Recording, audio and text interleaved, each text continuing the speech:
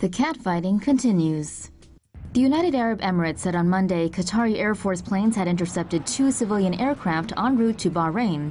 However, Qatar denies the allegations. The UAE General Civil Aviation Authority said 2 Emirati airliners carrying 277 passengers were met by Qatari fighter jets while flying between the UAE and Bahrain. One of the flights was intercepted at 10:30 a.m. and the second at 11:05 a.m. at between 9,000 and 10,000 feet. The report did not say when the incidents occurred.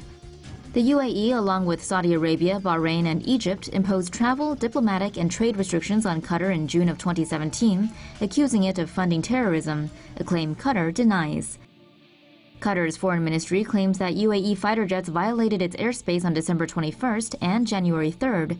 The UAE has denied the claim. Maybe both countries should just grow up and stop denying everything. Like watching old flying stories? Then keep watching. So now you know why they call it cattle class. Angry airline passengers are demanding an explanation after they were forced to stay on board a hot plane for 6 hours with nothing to eat or drink. More than 300 people on Air TRANSAT Flight 157 from Brussels to Montreal on Monday found themselves diverted to Ottawa because of thunderstorms. According to passengers, they were not allowed to get off the plane, even when the air conditioning stopped working and they ran out of food and water. When the plane landed, the crew reportedly said they would stop to refuel for half an hour or so. But 4 hours later, and with the jets still stuck on the runway, the power went out, leaving everyone both figuratively and literally in the dark. TRANSAT somehow managed to get the lights back on, but with no sign to the end of the sweaty situation, at least one passenger called 911.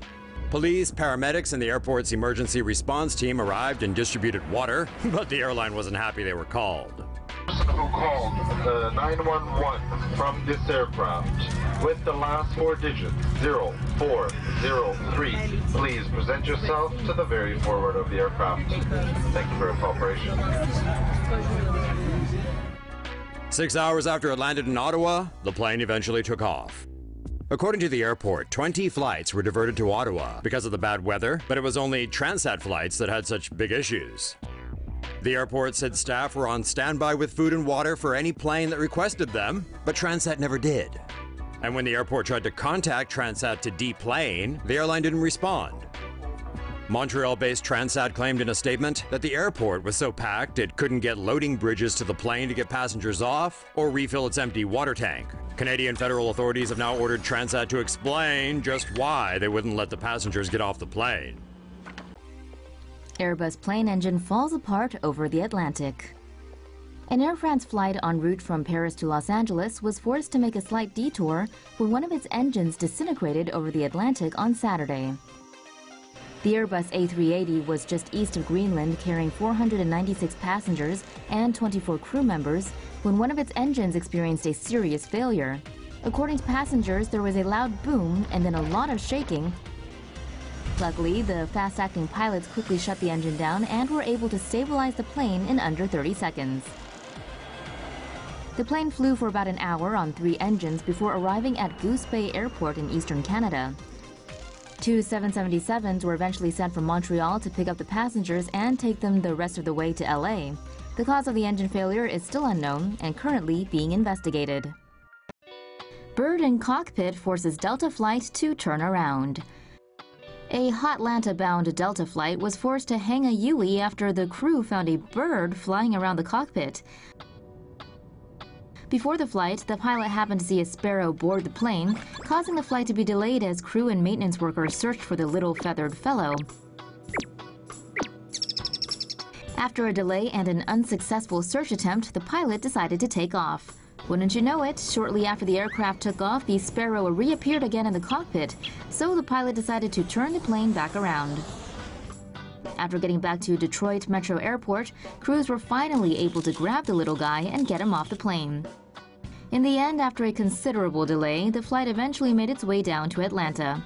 No word on what airline the sparrow ended up taking. Spirit Airlines plane spews parts after Detroit takeoff. The FAA is looking into why a Spirit Airlines plane was spewing parts after a Detroit airport takeoff on Monday night. The Spirit flight from D-Town to Hotlanta was forced to return to Detroit Metro Airport after experiencing engine failure. The plane was able to land safely without incident, but unfortunately dumped a bunch of engine pieces into the yards of Detroit residents. The FAA sent investigators to look into what went wrong and to examine the recovered engine parts. The investigation should be concluded in the coming weeks. According to one passenger on the flight, the plane was at about 5,000 feet when there was a large bang that caused the aircraft to shake and shudder. The passenger said the right engine was on fire, sparking, and losing pieces. And here we thought it was just Spirit trying to save money by getting rid of plane engines.